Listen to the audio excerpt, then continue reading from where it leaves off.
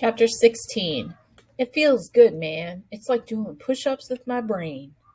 Pre-college summer program. Well, no summer jobs for us this year, Ramik said as he tossed a pair of gym shoes into a suitcase. George and Samson had already finished packing. They were all leaving the next day for 7 weeks on the Seton Hall campus to participate in a remediation and preparation program required for all students accepted into the pre-medical pre-dental plus program. Only 10 people got accepted into the program this year, George commented. There won't be much chance of slipping out of class unnoticed. That's cool. The three of us are together. Man, college. Who would have thought? Ramik said with feeling. You sorry you're not going to Howard? Ramik, Samson asked. Hey man, Seton Hall's free. Howard costs money. Free is always a good choice. Besides, you're going to need me if you decide to play some hoops on the weekend, he replied with a laugh. Yeah, you better bring your A game. I have some new moves I can show the both of you, Samson said. Besides, I have to stay in shape. Tryouts for the baseball teams are this fall. When they got to the campus, they were pleasantly surprised by their dormitory rooms. Each air-conditioned and carpeted room had 2 beds, a telephone, and a desk. Cool, Ramik whispered as he tossed the stuff from the bed on the left. He roomed with Samson. George had been placed in a room right across the hall with another one of the students in the program. The next morning at 7, the program began with full intensity. Carla Dixon stood in front of the group and said boldly, You are doctors. Do you hear me? You are doctors. You have to believe it to achieve it. Never forget what you really are. Doctors. All doctors began by knowing nothing. They study, they learn, they prepare, and they achieve their goals. So believe it, ladies and gentlemen. You are doctors. Believe it and achieve it. She said nothing more, but began to pass out the schedule of classes for the week.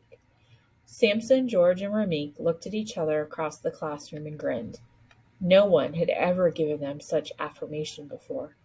No one had ever given them permission to dream so large or to visualize the possibility of success. They were scheduled for pre-calculus, biology, chemistry, computer skills, English, and critical thinking courses.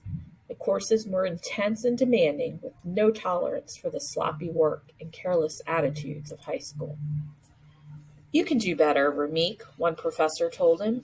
So he did. No one had ever pushed him like that before. You will not miss an assignment, Samson, another professor insisted. Samson accepted the challenge and never missed one. Classes lasted every day until 5, and after dinner, they went to required tutoring sessions, where each student got help in areas of need.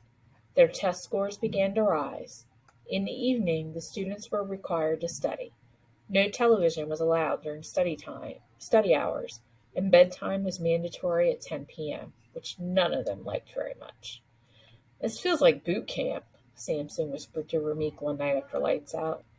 Yeah, but it feels good, man. It's like doing push-ups with my brain. Wow, doctors. Imagine us as physicians. I think we can do this, Samson replied. I don't know, man. It seems like a pretty tall mountain to climb.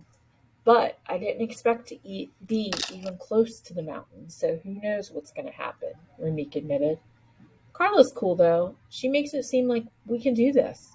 It's like we are her 3 sons, her personal challenge and responsibility. I like the fact that she cares and believes in us. You sure can't get away with any stuff around her, Ramik said. She's like a little dynamo. She's here before we get up, and she stays a long time after classes are over. She told me she's determined to see all 3 of us make it through. Yeah, she told me the same thing, Samson chuckled. She said that helping the 3 of us make it, even when we think we can't, is one of her own personal goals. I'm scared not to do what she says, Ramik replied with a laugh. That little bitty thing might bite me in the kneecaps. A couple of weeks later, after Ramik had complained about the rigors of the program one too many times for Carla, she stopped him after class. You know what your problem is, Ramik? She said angrily. No, but I bet you're going to tell me, he replied with a smile that tried to melt a little of her anger. You're just plain lazy. You think this is hard? Wait until you're pulling 24-hour shifts as a resident in a hospital. Wait until you hold someone's life in your hands and the person is depending on you to have the skill and knowledge to save his life. She whipped back into her lecturing voice. Strict personal discipline and adherence to rules are absolutely necessary for a doctor's success. She glared at him. I'm not lazy, Ramik replied sullenly. I'm just not used to all this discipline. Get used to it, Carla snapped back at him. You're one of the brightest young men I've ever met. Discipline won't kill you. Carelessness will. Ramik grinned at her again. Do you know how little you are? He said as he looked down at her, a smile on his face. I'm big enough to knock some sense into you, she tossed back at him. Yeah, you're probably right, Ramik admitted. I'm sorry, Carla. I'm going to try harder. Scared of me, aren't you? Carla teased him. Ramik laughed out loud. Not even a little bit, but I respect you a lot. Carla always seemed to know exactly what the three young men from Newark needed on any given day. Sometimes she'd yell, other times she'd tease, and many times she'd just offer honest encouragement when the going got rough. In Carla's class later that week, a class called Becoming a Master Student, the assignment was to write an acceptance speech for an award that they had received as doctors. What kind of award? Sampson asked. Maybe you saved more lives than anyone else in your hospital, so they decided to give you an award. What would you say? I'd just say, aren't you glad that you have me around here? Sampson said with a laugh. I expect more than that for this assignment, Carla said. Your speech must be at least 5 minutes long, and it must include honest thoughts about your accomplishments and sincere appreciation. When it was his time to get up, George, who didn't like to speak in front of groups, gave the best speech. The whole class agreed later. I'm very honored, he said, to receive this award, but I do not take credit for my success alone. I could not have reached this goal if not for the help of all of you in this hospital, from the custodial staff to the secretaries on the floors, to the other doctors and nurses and medical professionals. Patient care here is a group effort, and all of us must share in the success of each of us. We work not for each other, but for our patients. When he finished, the other students stood and applauded. Save that speech, Ramik yelled from the back of the room. In 15 years, you may get to use it. Everyone laughed, but George took the whole thing very seriously. One day in Carla's class, the conversation turned to personal appearance. Doctors have to look like doctors, one student said. They should wear dress pants and button-down shirts and always wear a tie. What do the rest of you think? Carla asked. I think a doctor ought to look like a person, Sampson said. I ain't changing my style just because I'm going to school with a bunch of kids that roll around in money.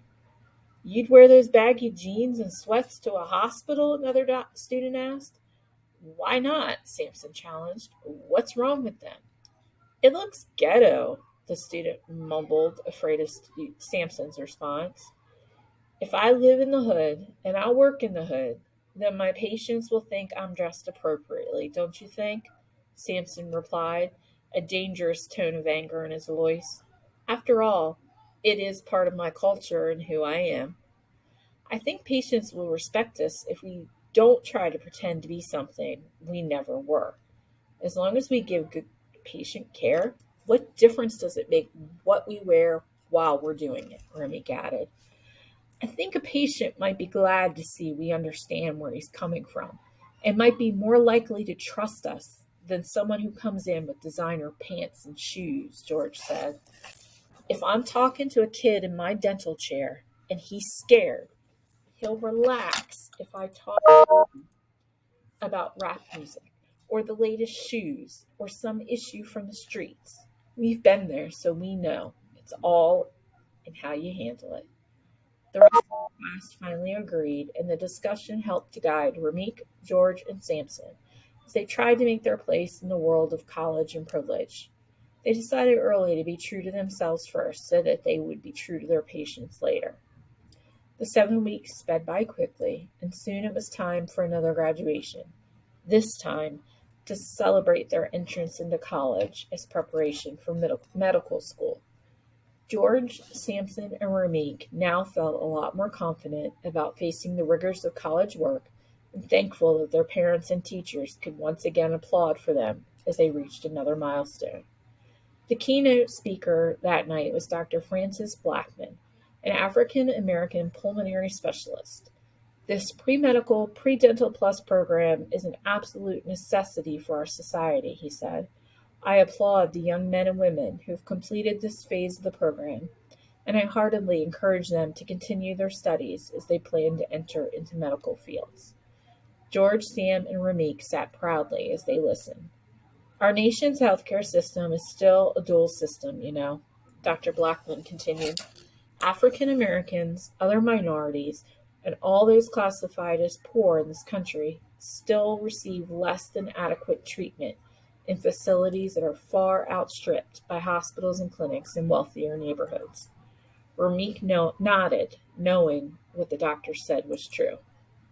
Therefore, the lifespan for African Americans and the others in the group is far shorter than their counterparts who can afford to pay for private care. America needs you, young doctors. The people who live in your communities need you desperately. I salute you for the journey you are about to undertake, not for yourselves, but for those children yet unborn who will live because you will be there for them. Samson felt a sense of pride as he welcomed the challenge. Ramik felt charged, excited, and ready to take on the world. All of them showed the same glow in their eyes, the look of the possibility of success on their faces. A conversation with Dr. Samson Davis, the possibility of success.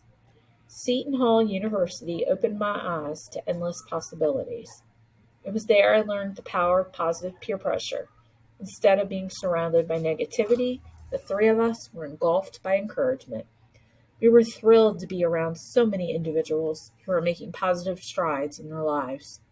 Carla and the rest of her staff believed in their students and pushed us beyond our own personal limits.